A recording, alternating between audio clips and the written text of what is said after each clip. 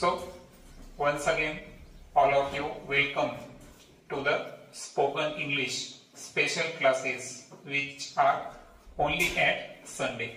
Okay, because I had already tell you that these classes only done at Sunday morning. Okay, so as you know, in our previous lecture we had already discussed about articles. Okay, and as you know, there are two main types of articles: definite articles and indefinite articles.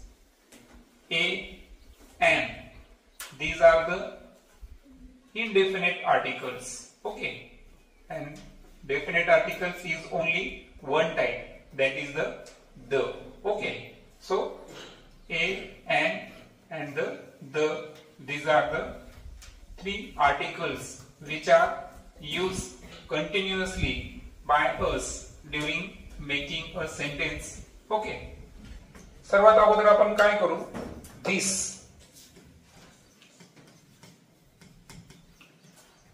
तर या demonstrative प्रोनाउनचा आपण use कसा करायचा ते समजून घेऊ. पहिले example घेतो मी. Suppose this is a bottle. Okay, so bottle जी आहे ती माझ्या कशी आहे, क्लोज आहे. क्लोज म्हणजे कशी, जवळ आहे. नियर म्हणजे जवळ आहे. आणि जेव्हाही एखादा ऑब्जेक्ट आपल्या जवळ असेल, क्लोज असेल, तर अशा वेळेस आपण कशाचा वापर करतो, this. So I can write this is a bottle. Okay, आणि त्यानंतर आपण काय देणार, फुल स्टॉप. सो यामध्ये पहा, हे बॉटल जे आहे हा काय होता, नाउन. काय होता हा, नाउन. ओके, सो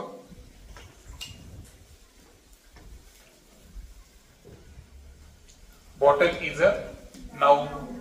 त्यानंतर हा जो ए आहे, what is this, it is a article. कारण लास्ट लेक्चर मध्ये आपण जे लर्न केलं होतं, की आपण काय लर्न केलं होतं, आपल्याला कशाचा यूज करायचा आहे, प्रॉपर आर्टिकल्स आले पाहिजे. की आपल्याला जो नाउन असेल त्या नाउन संदर्भात मी तुम्हाला ट्रिक दिल्या होत्या, बरोबर आहे का, की कोणत्या कोणत्या कंडिशन मध्ये आपण ए, एन आणि द याचा यूज करणार आहोत. आता या ठिकाणी बॉटल एकच आहे म्हणून इथं काय वापरलं मी, अ वापरलं. क्लिअर. आणि इथे जर बॉटल्स राहिलं असतं तर मी काय वापरलं असतं, द वापरलं असतं. ओके, त्यानंतर हे जे इज आहे, हे इज काय आहे, हे याला आपण म्हणायचं पहा, हेल्पिंग वर्ब. काय म्हणायचं, हा हेल्पिंग वर्ब. पुढे आपण शिकणार आहोत डिटेल मध्ये हेल्पिंग वर्ब. ऍक्च्युअल हे जे सेंटेन्स आहे हे ज्या टेन्स मध्ये आहे ना, तो टेन्स कोणता आहे माहितीये का, तो आहे प्रेझेंट टेन्स. कोणता टेन्स आहे, हा. आणि प्रेझेंट टेन्स मध्ये जेव्हा आपण this चा वापर करू तर अशा वेळेस आपल्याला जे आर्टिकल हेल्पिंग वर्ब वापरायचे ते कोणतं वापरणार आपण, इज वापरायचं. लक्षात आलं.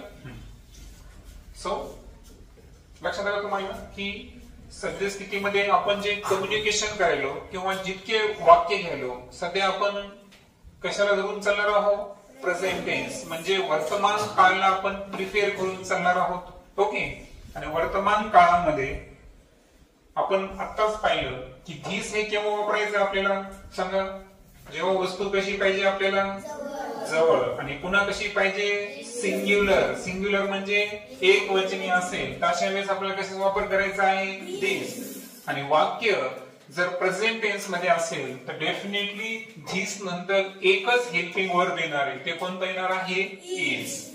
आणि हे जे धीस आपण या ठिकाणी यूज केला, ते काय यूज केला, कारण आपल्या कंडिशन्स ज्या होत्या, कंडिशन्स पहा, अ जे आहे, अ चा अर्थ काय आहे, वन. किंवा त्याचा दुसरा अर्थ कोण सांगितलं तुम्ही, एनी. म्हणजे एकच बॉटल आहे, सिंग्युलर आहे आणि जवळ आहे. दॅट्स व्हाय काय शब्द वापरला मी, दिस. ओके, हा जो डेमॉन्स्ट्रेटिव्ह प्रोनाउन आहे तो आपण टाइम साठी सुद्धा यूज करू शकतो पहा. कशासाठी? टाइम साठी सुद्धा यूज करू शकतो. जसं की पहा, this is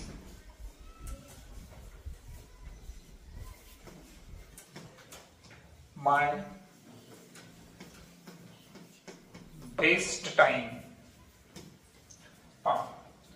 This is my best time. ही माझी सर्वात उत्तम वेळ आहे. तर यामध्ये जर आपण पाहिलं तर my best time. Okay, so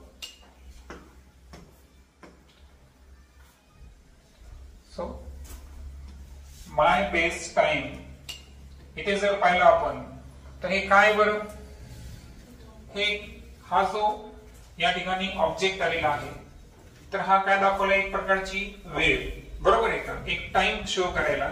आणि दॅट्स व्हाय ही क्लोजली आहे, कारण मी आज प्रेझेंट मध्ये बोलायलो. सध्या मी कशामध्ये बोलायलो? प्रेझेंट मध्ये बोलायलो. त्यामुळे मी इथं काय वापरला? इज. आणि त्यामुळे सेंटेन्स जे असेल ते काय असेल? This is my best time. Okay, so असे मेनी एक्झाम्पल्स तुम्ही तयार करू शकता. जसं की पहा, आता इथे जर पाहिलं आपण तर वॉच माझ्या अगदी जवळ आहे, बरोबर आहे का. सो काही वाक्य sentence, this is a watch. Clear. So या पद्धतीने आपण वस्तूला काय करायचं, जी वस्तू आपल्या क्लोज असेल. ओके, जसं की पहा, this is my shirts. Okay, तुम्ही बॉडी पार्ट सुद्धा शो करू शकता. This is my hairs. Sorry, hairs आता प्लुरल फॉर्म झाला, बरोबर आहे. इथे यूज होईल का? हा, नोज एकच आहे, so this is my knows, हे होऊ शकतं. सो आणि एक लक्षात घ्या, कधी पण जेव्हा आपण वाक्याची सुरुवात करू ना, तर वाक्याची सुरुवात ही नेहमी कशाने करायची आहे? Capital letters. नाही, तिथं झालं एक जनरल इंग्रजी नियम सांगायलो की वाक्याची सुरुवात आपण नेहमी कशापासून करायची आहे? कॅपिटल लेटर पासून. आता मी काय म्हणलो, हेअर्स हे प्लुरल फॉर्म आलं. मग इथं मला सांगा, हे जरी माझ्या क्लोज असेल पण ते प्लुरल असल्यामुळं मला दिस यूज करता येईल का? नाही, बरोबर आहे का. त्यासाठी काय वापरायचं ते आपण नंतर पाहू, पण सध्या वापरू शकत नाही, पण नोज साठी वापरू शकतो. ओके, सो खाली मी या ठिकाणी दिस इज अ नोज किंवा माय knows. Okay, this is my knows. म्हणजे प्रत्येक ठिकाणी आर्टिकल वापरावंच असं आहे का? नाही. काही ठिकाणी आर्टिकल काय होणार आहे? ड्रॉप पण होणार आहे. सो ओव्हरऑल आपण 4 एक्झाम्पल्स पाहिले की जे मध्ये आपण दिसचा या ठिकाणी काय केलं? प्रॉपर यूज केला. ओके, त्यानंतर सेकंड मध्ये आपण आता दॅट बद्दल बोलू. आता धिस जो होता ते वस्तू आपल्या जवळ होती, ठीक आहे. जसं की मराठीमध्ये सांगतो की हा माझा पेन, हे माझे पुस्तक, बरोबर आहे का. तर हा आणि हे जे वर्ड्स तुम्ही मराठीमध्ये यूज करता त्यासाठी आपण काय वापरलो? या ठिकाणी धिस वापरलो. आता वस्तू आपल्यापासून जर फार म्हणजे कशी आहे? एक विशिष्ट डिस्टन्सवर आहे, दूर आहे. अशा वेळेस आणि तो ऑब्जेक्ट कसा पाहिजे आपल्याला? सिंग्युलर पाहिजे. सिंग्युलर म्हणजे काय? एक वचने पाहिजे. तर अशा वेळेस कशाचा वापर करणार आपण? दॅटचा वापर करणार. जसं की पहा, आता विंडो माझ्यापासून दूर आहे, दॅट इज अ विंडो, बरोबर. सो काय या ठिकाणी? That is a window. पुन्हा एकदा पहा, विंडो काय आहे? नाउन. ओके, त्याला आपण आर्टिकल जे लावलं ते काय लावलं? हे आर्टिकल लावलं. इज सांगितल्याप्रमाणे काय आहे? Helping verb. आणि या ठिकाणी आपण कसा वापर केला? दॅटचा यूज केला. का? कारण वस्तू आपल्यापेक्षा कशी आहे? दूर आहे आणि कशी आहे? सिंग्युलर आहे. ओके, त्यानंतर आता ट्री आपल्यापासून कसा आहे? लॉंग डिस्टन्सला आहे, दूर आहे. It is a far from us. Okay, so which pronoun you can use that, कारण आपल्यापासून लॉंग डिस्टन्सला आहे ना, बरोबर आहे का? So we can say that is a tree. Okay. त्यानंतर आता आपल्याला काही गोष्टी अशा आहेत की काही भूतकाळात गेलेल्या गोष्टी असतील तर त्या रिप्रेझेंट करण्यासाठी पण आपल्याला दॅट वापरता येतो. ओके. जसं की एखाद्या वेळेस तुम्हाला अपयश आलं, बरोबर आहे का? काही काळापूर्वी तुम्हाला काय आलं होतं? अनसक्सेस, अपयश आलं होतं. तर पहा आता इथं काय झालं माहितीये का? आता आपण भूतकाळात चाललो, पुढे चाललो, भूतकाळात चाललो, तर इथं आपण कशाचा वापर करणार? दॅट. पहा, that was my failure. Failure म्हणजे काय? अपयश. ते माझं अपयश होतं. लक्षात आलं? आता इथं मी वॉज हे मुद्दाम का वापरतोय? अजून आपल्याला टेन्स शिकायचं आहे, परंतु पहा प्रेझेंट टाइम जी आहे, आत्ताची वेळ दाखवण्यासाठी आपण काय वापरलं होतं? धिस. आणि जे घडून गेलेला काळ आहे त्याला दाखवण्यासाठी काय वापरलं होतं? दॅट. आता धिस हे कुठं घडतं? प्रेझेंट टेन्स मध्ये. आणि जे दॅट हे कुठं घडायला? घडून भूतकाळामध्ये म्हणजे पास्ट टेन्स मध्ये. म्हणून इथं हेल्पिंग वर्ब चेंज झालेला आहे. कोणता आलेला? Helping verb was. येते लक्षात? So that was my failure. त्यानंतर अजून काय वापर करता येईल? पहा एखाद्या वेळेस इथे जर पाहिलं आपण कार दिसली आपल्याला रोडवरून ट्रॅव्हलिंग करताना, व्हेकल. ओके. सो कार आपण कॅरी करू. सो कार आपल्यापासून लॉंग डिस्टन्सला आहे आणि कारला आपण एका वेळेस काय करू माहिती काय? कलर निवडू. कारचा कोणता कलर घ्यायचा आपल्याला? रेड घेऊ. ओके. सो काय लिहिणार मी इथं? That is a red car. Okay. So अशा पद्धतीने आपल्याला काय करायचं आहे? दॅटचा प्रॉपर यूज करायचा. ओके. सो जे डेमॉन्स्ट्रेटिव्ह प्रोनाउन्स आहेत तर त्यामध्ये मी तुम्हाला 4 टाइप सांगितले होते. पैकी आपला जो पहिला लेक्चर आहे त्या लेक्चर मध्ये आपण कोणते यूज केले? फक्त धिस आणि that. Okay. So overall you can understand in which condition we have to use this and in which condition we have to use that. Okay, so whenever the object is close to us, near to us, in this condition we can use demonstrative pronoun this. Okay, and when it must be, object should be singular. Okay, are you understand? In which condition we are going to use this?